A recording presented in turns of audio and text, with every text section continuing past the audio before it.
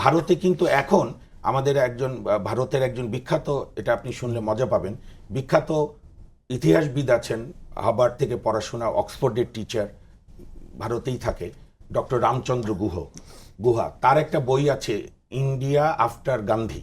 সেখানে উনি লেটেস্ট এডিশনও লিখেছেন যে ভারতে এখনো গণতন্ত্র কেবল 50%, অর্থাৎ নির্বাচনটা ঠিক মতো হয়, সরকার বদল হয়, কিন্তু প্রশাসন স্বাধীন পুরোপুরি না, বিচার বিভাগ মাঝে মাঝে পিছলিয়ে যায়, সরকারের কথা শুনতে বাধ্য হয়। খুব দুঃখজনক ভারতের মতো দেশে।